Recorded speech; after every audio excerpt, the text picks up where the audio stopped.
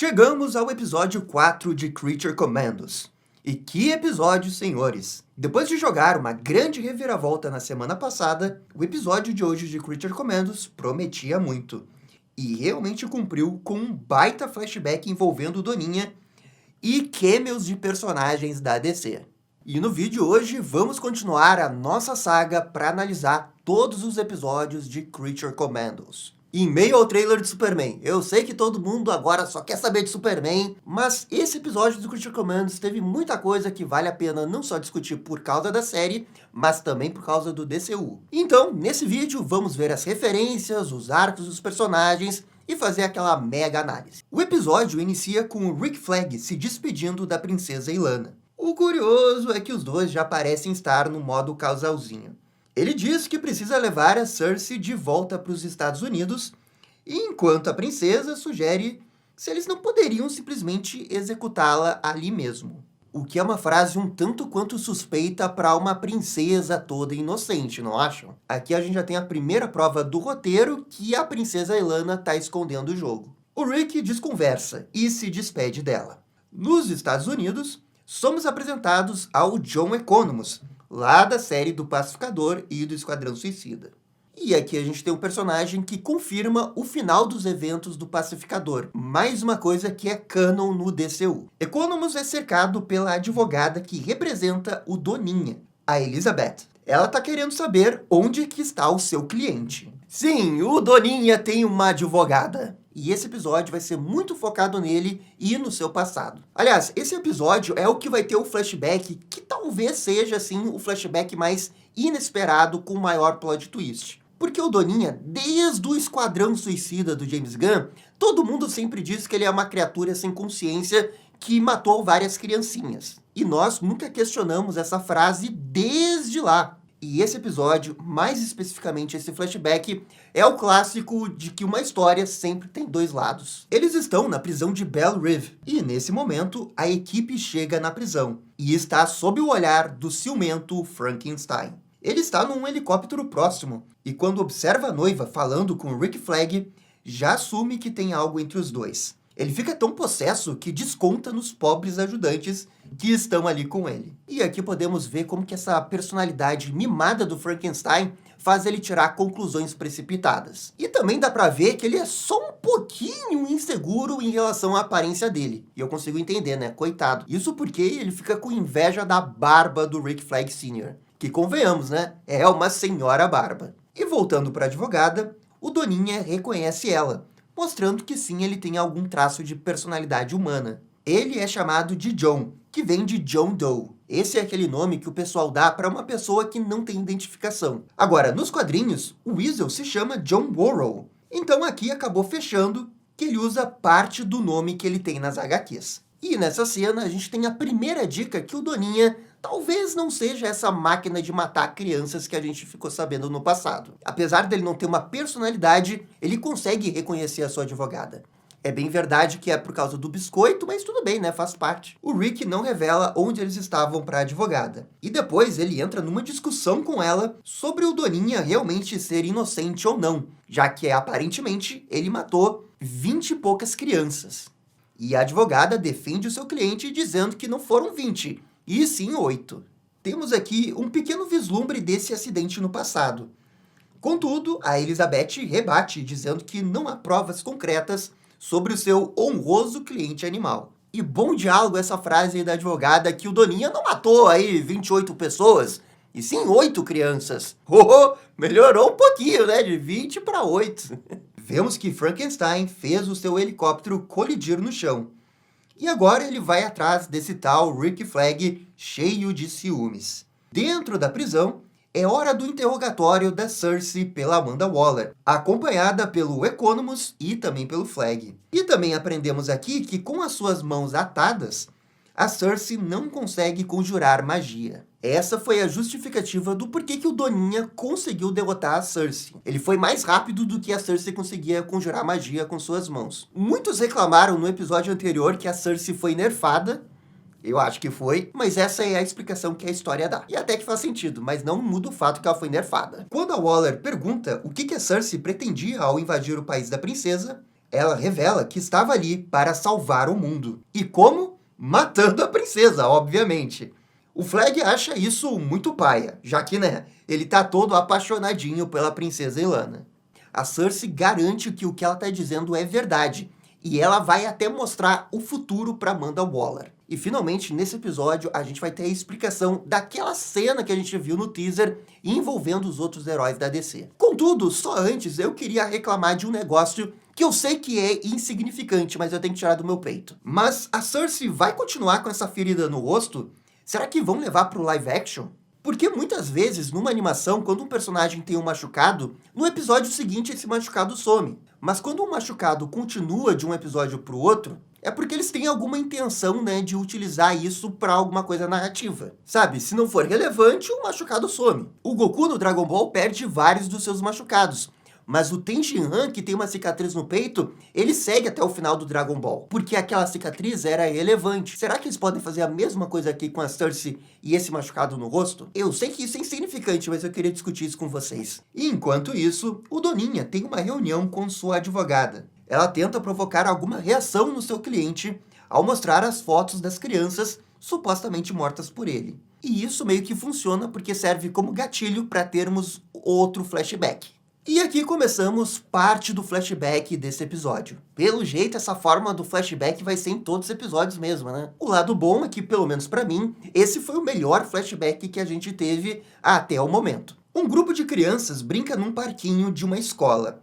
E elas notam o Doninha escondido num arbusto.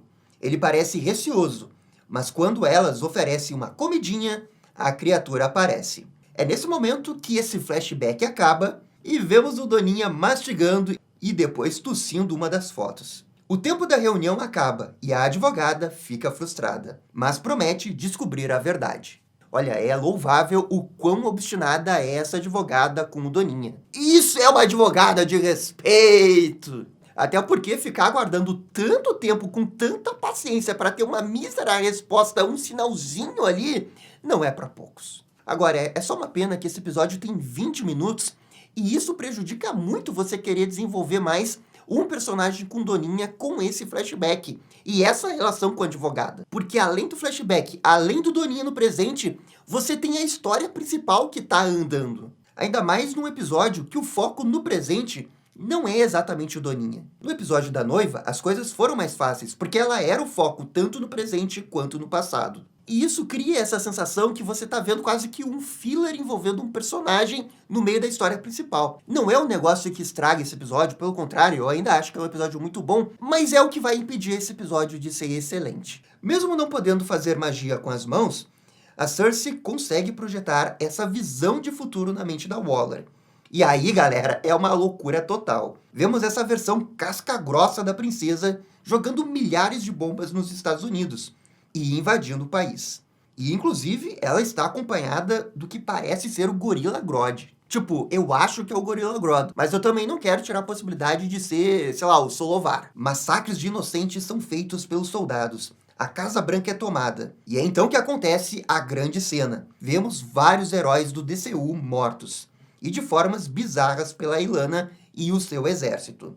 Tem a Trindade, Pacificador, Titãs, Superman e etc. E a visão acaba com a princesa rindo maldosamente com sangue no rosto. Pra mim, essa é a parte mais empolgante de todo o Creature Commandos até agora. Até porque a gente tá vendo os heróis da DC ali, uma visão do futuro. Mas, dito tudo isso, eu queria realmente entender como que a princesa Ilana iria conseguir derrotar Superman e Mulher Maravilha com esse exército aí. Tipo, ela tem um exército normal ali e bombas.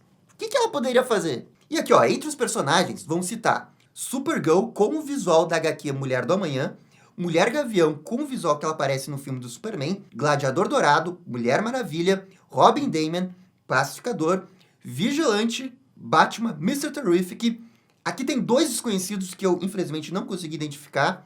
E ainda tem a Estelar, Superman e outros 2 desconhecidos. E detalhe para Mulher Maravilha, que tá utilizando aquele traje clássico do maiô. Será que no DCU vão tentar fazer um traje como esse? Além disso, esse Batman, dá pra ter certeza absoluta que não é o Batman do Robert Pattinson, e é um Batman que não tem capa azul. Além disso, eles foram muito cruéis ao desenhar esse Batman com a capa por cima do uniforme. Eu queria saber se no DCU o Batman tem o símbolo amarelo ou o morcego solto, mas ficou pra próxima. Enfim, todo o ponto dessa visão do futuro é o quanto que isso daqui pode influenciar o futuro do DCU. E olha, sinceramente, é uma coisa que eu acho que vai ficar só no Creature Commandos. Até porque essa princesa Ilana, vocês realmente acreditam que ela vai voltar depois dessa série? Pra mim, sem chances essa visão do futuro se transformar na linha do tempo do pesadelo do Snyder, deles ficarem citando isso toda hora. Realmente não acredito. A Waller fica muito abalada com isso. A Cersei tem até lágrimas nos olhos.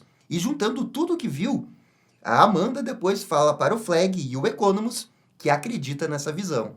A Waller depois chama um especialista em Temícera para atestar sobre esses poderes de clarividência da Cersei. E aqui temos um ponto muito importante. Eles confirmam que, pelo menos alguns agentes do governo dos Estados Unidos, realmente sabem que Temícera existe, e não que é uma discussão ou algo meio folclórico. Diferente do que aquele canal de notícia no primeiro dia tinha dito. E tem até uma especialista sobre o assunto. Aliás, essa especialista se chama McPherson, e ela realmente existe nas HQs, mas pelo que eu pesquisei, não tem nenhuma relação com o lore da Mulher Maravilha. Essa estudiosa revela que, 10 anos atrás, a Cersei avisou sobre um tsunami que ocorreria em Temícera, e de fato ele aconteceu. A feiticeira não consegue forjar um futuro, e sim somente vê-lo. O Flag não gosta nada disso, mas a Waller ordena que a equipe volte para o país da princesa para matá-la. É bem legal essa especialista e contar essa história do tsunami, achei que ficou bem interessante. Tudo que conta um pouquinho mais da Mulher Maravilha eu acho super bem-vindo. Eu só acho que eles perderam a oportunidade de chamar essa especialista de Capa Telles, que é aquela amiga da Mulher Maravilha nas suas histórias. Seria legal ter essa referência, mas tudo bem. A Waller tá decidida em impedir essa visão, mas o Flag nem tanto. Ele tenta argumentar sobre essa visão ser furada, mas não tem jeito. A Amanda sabe que ele teve algo com a princesa. E no fim, Rick se retira da missão. Waller em seguida fala que ela agora vai atrás de um outro líder. E esse líder pode estar na forma da noiva. Cortamos para a prisão e vemos a noiva defendendo a Nina, dessa outra prisioneira que estava incomodando. E por defender, é praticamente matando esse pobre coitado, porque a noiva o castiga muito. E esse coitado é o Congorilla.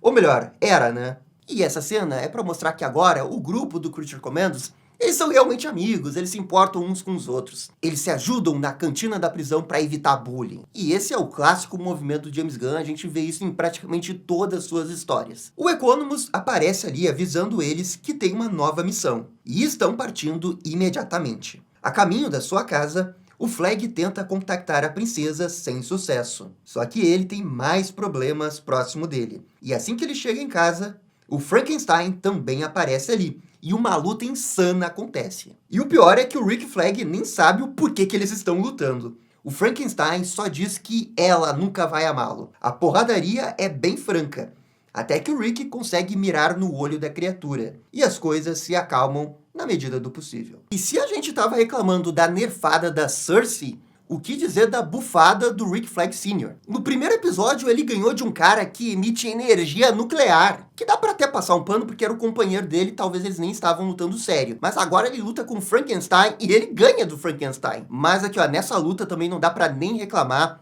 porque a luta foi muito boa, principalmente com eles interagindo com os objetos da casa. Foi uma luta franca, sabe? O Flag, quando tenta saber mais do Frankenstein, acha que tudo isso é por causa da princesa. Só que aí o Frankenstein acha que esse princesa se refere à noiva Frankenstein. O monstrão começa a chorar.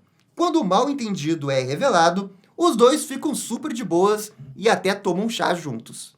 É aqui que o Frankenstein muda total de humor. O Flag começa a falar do relacionamento dele com a princesa. E vira um belo papo de fofoca sobre amor. Descobrimos que o Frankenstein acha que a noiva, lá no fundo, mas bem lá no fundo, o ama. E que estão destinados a ficarem juntos. Vendo uma oportunidade aí, Flag diz que Frankenstein poderá ajudá-lo no seu plano, o que faz o grandão já taxar Rick Flag de amigão. E nesse episódio, deu pra ver um pouquinho mais sobre essa personalidade do Frankenstein e como que o James Gunn encara esses personagens monstros. Esse Frankenstein, ele é um personagem bem interessante, bem divertido também, e que combinou perfeitamente com o ator que tá fazendo as vozes, o David Harbour. O ponto todo é que o James Gunn não quer fazer esses personagens como totalmente maus. Ele reconhece que são personagens maus, como o próprio Frankenstein. Ele é um stalker de séculos. Ele não aceita ou não, a personalidade mimada dele não permite. Mas ele não é totalmente mal, porque ele também parece ser uma pessoa legal ali de conversar. Mas a verdade é que até pessoas más podem ser legais em alguns momentos. Ou talvez o Frankenstein só precisa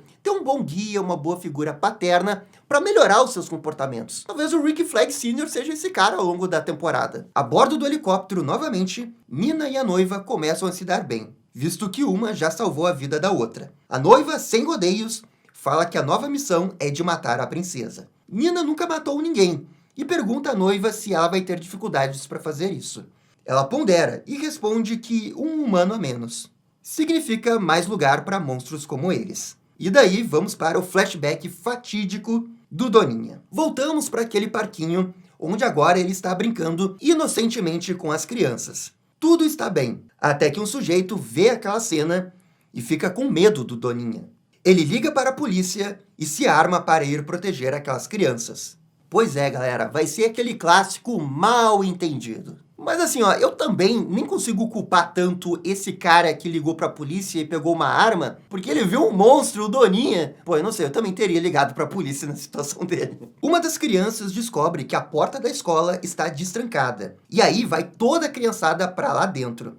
E o Doninha junto. Eles vão até o porão da escola. E é nessa loucuragem de brincadeira aqui e acolá que uma das crianças acende um fósforo que inicia um incêndio quando entra em contato com uma bebida. O senhorzinho invade o local e, achando que o Doninha tá machucando as crianças, dispara contra a criatura. Só que o gênio acerta um tanque de combustível e isso causa uma enorme explosão. A polícia chega a tempo de ver isso.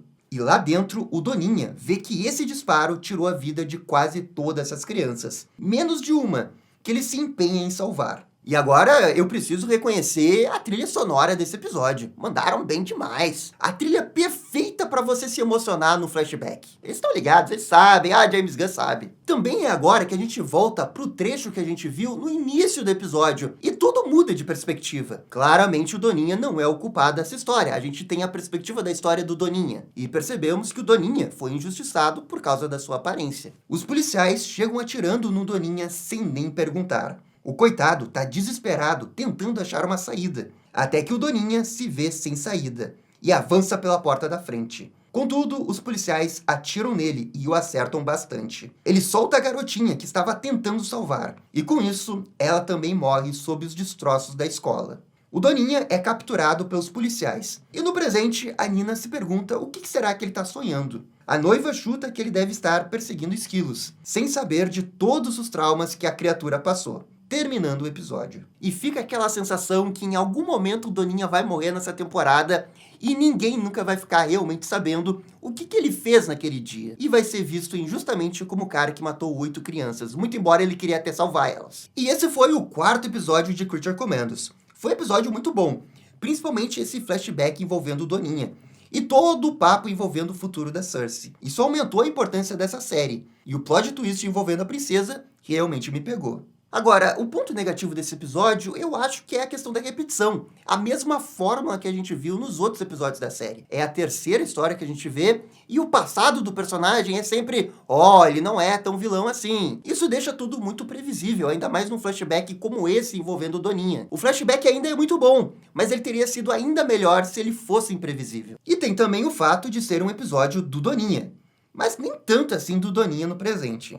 Mas olha, apesar disso tudo, eu acho que ainda foi um episódio sólido e eu vou dar nota 8. E bem, agora faltam apenas 3 episódios para o Creature Commandos. Galera, por favor, comentem aqui embaixo o que vocês estão achando da série até o momento. E no mais, eu fico por aqui porque eu vou reassistir pela 30ª vez o trailer do Superman. Tchau, galera, e dale DC! E esse foi o episódio 4 de Creature Commandos. E aí, gostaram? Não gostaram? Deixem suas opiniões nos comentários. E se curtiram o vídeo, deixe aquele joinha e inscreva-se no canal para ficar sabendo absolutamente tudo sobre Batman. Obrigado, gente. Até a próxima. Tchau, tchau.